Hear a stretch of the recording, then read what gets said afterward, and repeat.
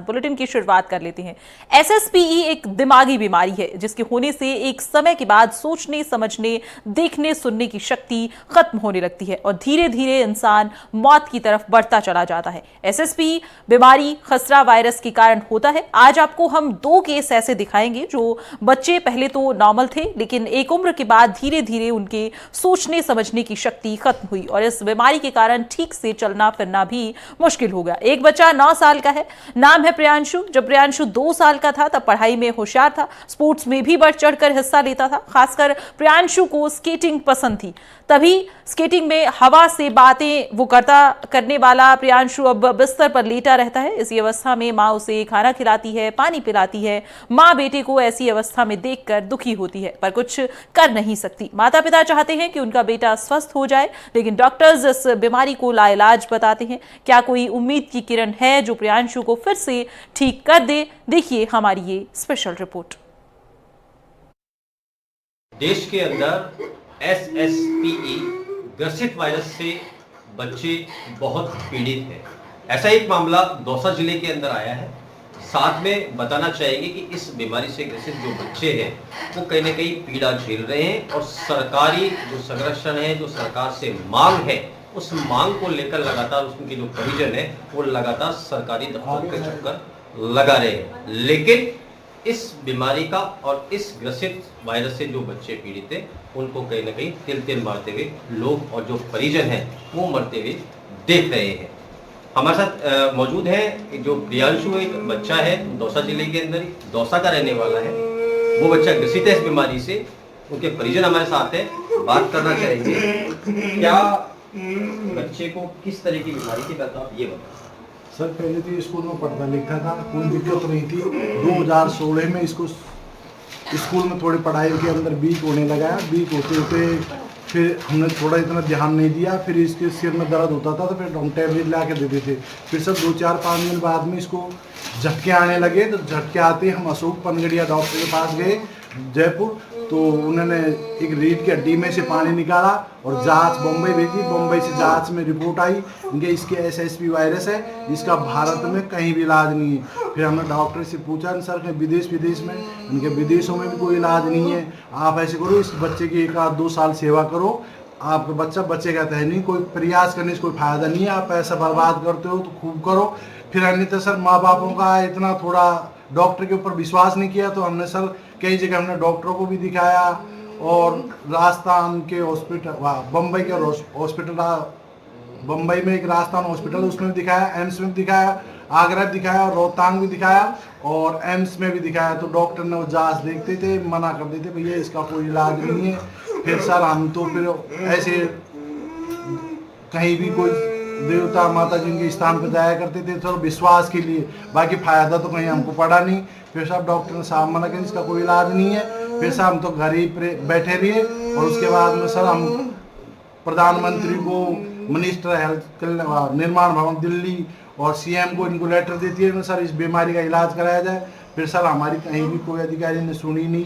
अब उसके बाद में सर बच्चे में हमारे घर परिवार थोड़ा ख़राब हो गया और सर गृहस्थी थोड़ी डिस्टर्ब होगी, बच्चे के साथ परिवार पूरा डिस्टर्ब हो जाता है, तो सब बच्चों की पढ़ाई लिखाई भी खराब होगी और बच्चों के हमारे परिवार के अंदर थोड़ा डिस्टर्बेंस होने लगा है। तो सर हमारी गृहस्थी की हालत ख़राब है।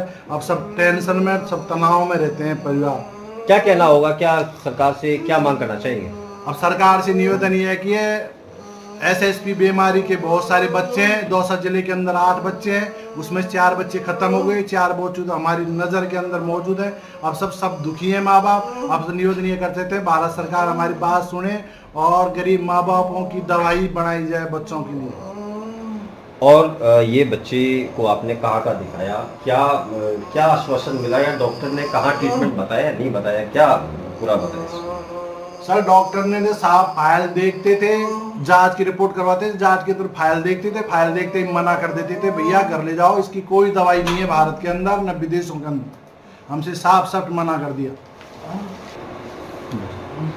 इस बच्चे जो प्रियांशु हैं इनकी मदर हमारे साथ हैं, पर उनसे बात जानकारी चाहेंगे। क्या इस बच्चे को ग्रसित बीमारी से पीड़ित है वायरस से, कहाँ आपने इसको दिखाया, क्या किया आज? सर इसको हमने ऐसी कोई हॉस्पिटल नहीं छोड़ा कि जहाँ नहीं दिखाया हो, लेकिन जहाँ भी दिखाते हैं सर वहाँ से निराशा ही हमको मिलती है। रिपोर्ट को देखते ही डॉक्टर ये बोल देते हैं कि घर ले जाओ और सेवा करो जितने दिन जी रहा है। तो हम उनसे पूछते हैं कि ऐसा कोई भी वो नहीं है कि हम हमारे बच्चे को इस तरह तड़पते मरते हुए देखने के अलावा कोई रीज़न नहीं है। तो वो सीधा बोलते हैं कि इसकी दवाई ही नहीं है, तो हम दवाई दे कहाँ से। तो सर हताश होकर सीधा आ जाते हैं घर पर। इसको सर्दी खांसी जुकाम जो भी होती है हम डॉक्टर के पास लेके जाते हैं, डॉक्टर से बोलते हैं कि सर इसको ये प्रॉब्लम है, तो वो देखते ही सीधा पहले बोलता है कि तुम हमको वीडियो कॉलिंग पे दिखा देते, इस बच्चे को यहाँ क्यों लेके आए हो। तो सर मतलब ये कंडीशन हो गई कि इन बच्चों के लिए ना तो बेड की व्यवस्था करते हैं, ना इनको कोई डॉक्टर देखने के लिए रेडी होते हैं। डॉक्टर भी यही बोलते हैं कि वीडियो कॉलिंग पे दिखाओ। अब सर इसको बुखार हो रहा है तो वीडियो कॉलिंग पे डॉक्टर कैसे देखेगा, लेकिन इन बच्चों के लिए कोई सुविधा नहीं है, ना ही इन बच्चों के लिए कोई ट्रीटमेंट चलाया जा रहा है। सरकार से क्या केंद्र सरकार से क्या मांग करना गवर्नमेंट से, सरकार से हम यही चाहते हैं कि इन बच्चों के लिए थोड़ा सोचें और इन बच्चों के लिए दवाई बनाए, जिससे कि लाखों की तादाद में बच्चे हो रहे हैं तो वो बच्चों की जिंदगी बचे। बस सर यही कहना चाहते हैं कि गवर्नमेंट हमारी जल्द से जल्द सुने, क्योंकि हर एक माँ बहुत परेशान हो गई सर। रात को भी नहीं सो पाते हैं, ना दिन में सो पाते हैं, ना तो ये बच्चे सोते हैं ना ये जगते हैं। 24 घंटे हम लोगों को जगना पड़ता है, फिर घर का भी देखना पड़ता है। बच्चों के साथ साथ माओं की भी जिंदगी खराब है सर। 9 साल से मेरा बेटा बीमार है, पर 9 साल से मैं कभी ना तो पीयर जाती हूँ ना कहीं जाने की हूँ। मार्केट का काम हो या कहीं का भी काम हो सर मैं जा ही नहीं सकती। 9 साल से जैसे एक माँ को सजा मिलती है ना, उस तरह से हमें 9 साल से मैं इस रूम के अंदर ही रहती हूँ। 1 मिनट के लिए अपने बच्चों को नहीं छोड़ के जा सकती हूँ। खाना भी खाती हूँ तो दूसरा कोई कैंडिडेट बैठेगा तो ही मैं खाना पीना खा सकती हूँ। आपने इस मामले को लेकर सरकार के किन किन अधिकारियों से और किन किन नेताओं से मिले, इस बारे को लेकर कि इस ग्रसित बीमारी के लिए वैक्सीनेशन मिले, दवाई मिले, क्या कहना होगा? जिला कलेक्टर के पास भी आप धरना दे चुके, क्या कहना है? जिला कलेक्टर के सर उनके पास भी दे के आए हैं। उन्होंने ये बोला है कि ठीक है हम आगे करेंगे, पर सर कोई करता ही नहीं है। हर जगह दे के आए हैं। हम जयपुर में भी हमने किया था और जी जयपुर में भी हम दे के आए थे, तो उन्होंने भी हमको ये बोला था कि हम करेंगे, लेकिन सर महीना भर हो गया लेकिन वहाँ से भी कोई रिप्लाई नहीं आई अभी। और हमने यहाँ पर योगी जी के भी गए थे तो योगी जी के वहाँ से भी हम दे के आए हैं, तो योगी जी भी बोल रहे हैं कि हमारे उसमें नहीं आता, तुम्हारे उधर करो इसको। फिर उन्होंने पूछा कि हमारे यहाँ तो बच्चे है ही नहीं, तो हमने बोला सर ऐसा नहीं है, हम आपको 11% हम देते हैं। हमारा एक ग्रुप है उसमें हमने 800-900 बच्चे हैं हमारे, ये पेशेंट है जो। और इसके बाद में हमने वहाँ पर जो मोदी जी की रैली में भी हमने ये किया था, तो वहाँ पर भी हम लेटर पहुँचाए मोदी जी के पास। लेकिन अब पता नहीं सर हमारा लेटर कहाँ तो जा रहे हैं, कहाँ नहीं जा पा रहे, कौन बीच में उनको गायब कर रहा है ये हमें नहीं पता सर। लेकिन हर पेरेंट्स ने लेटर हर जगह से पहुँचाया है, लेकिन पता नहीं चल पा रहा है कि हमारा लेटर पहुँच नहीं रहा है या ये लोग देख के अनदेखा कर रहे हैं। सर इतनी कोई छोटी मोटी बड़ी थोड़ा बहुत 10-15-20 लोगों के लिए तो सरकार इतना बड़ा कदम उठा लेती है, और ये लाखों की संख्या हो रही है इन बच्चों की, और इन बच्चों के लिए गवर्नमेंट कुछ नहीं कर रही है सर। ऐसा क्यों कर रहे हैं सर ये हमारे साथ, हमें नहीं पता सर ये इसको। बिल्कुल कि जो सरकार है वो माओ का दर्द समझे कि आखिर इस बीमारी के लिए वैक्सीनेशन के लिए कोई रास्ता निकाले, या वैक्सीनेशन बने तो इन बच्चों की माओ सहित इन बच्चों को भी राहत मिले।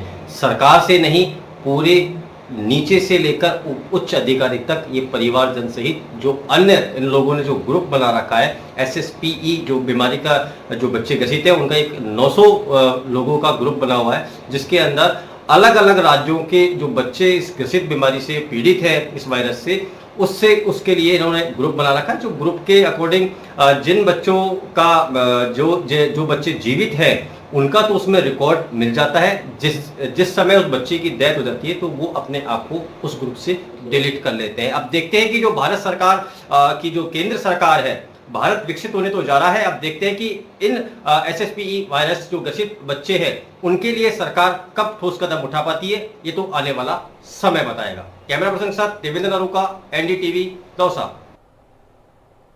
तो प्रियांशु किस तरह से SSPE से जूझ रहा है ये हमने देखा। अब रुख करते हैं 21 साल की प्रगति शर्मा पर बनी इस खास रिपोर्ट का, जिसने 10वीं में 91% अंक हासिल कर अपने परिवार का नाम रोशन किया था। वो प्रगति अब कुछ भी सोचने समझने में सक्षम नहीं रही। वो सिर्फ किसी को देखकर मुस्कुराती है, माता पिता की सहायता से थोड़ा चल पाती है, लेकिन उसे भी SSPE बीमारी ने अपनी चपेट में ले लिया है। और जैसे जैसे वक्त गुजर रहा है वैसे वैसे प्रगति शारीरिक रूप से कमजोर होती जा रही है। 4 साल पहले प्रगति के माता पिता को पता चला कि उसे SSPE नाम की बीमारी है। देश के नामी गिरामी अस्पतालों ने हाथ खड़े कर दिए, यहां तक कि परिजनों ने विदेश में भी इस बीमारी का इलाज ढूंढने की कोशिश की, पर डॉक्टर्स इस बीमारी का इलाज बता पाने में नाकाम रहे। बच्ची के साथ साथ उसके घर वालों की जिंदगी भी उदासी और दुख में बीत रही है। देखिए हमारी ये खास रिपोर्ट। क्या नाम है इस बच्ची का? आप क्या लगते हैं? बहन हूँ। कब से ये ग्रसित है इस वायरस से? 17 से। क्या बीमारी हुई थी? क्या डॉक्टर ने क्या बताया? स्टार्टिंग में इसके सीजर आया था हाथ में, फिर धीरे धीरे पैर में हुआ, फिर पूरी बॉडी में, लेफ्ट साइड हुआ। फिर डॉक्टर ने तो ये भी बोला था कि राइट साइड है, पर हमें ऐसा महसूस नहीं हुआ था राइट साइड, तो लेफ्ट साइड इसका पूरा एकदम से सीजर ज़्यादा बढ़ने लग गया धीरे धीरे। फिर इसकी मेमोरी लॉस होती गई और फिर ये बिस्तर पे धीरे धीरे, और फिर इसकी अभी तो बोली भी चलेगी 2.5 साल से।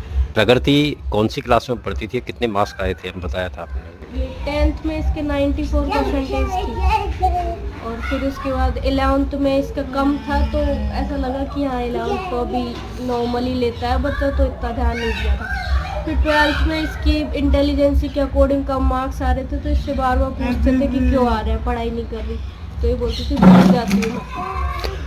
कहाँ का दिखाया इसको?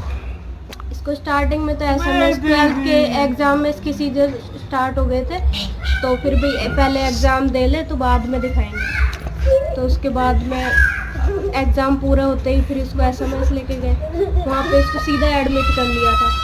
फिर बॉम्बे वगैरह जांच भेजी इसकी, तो 13 दिन एडमिट रही थी, और एडमिट के बाद में जब ये घर पे आई तो इसके भयंकर सीजर स्टार्ट हो गए।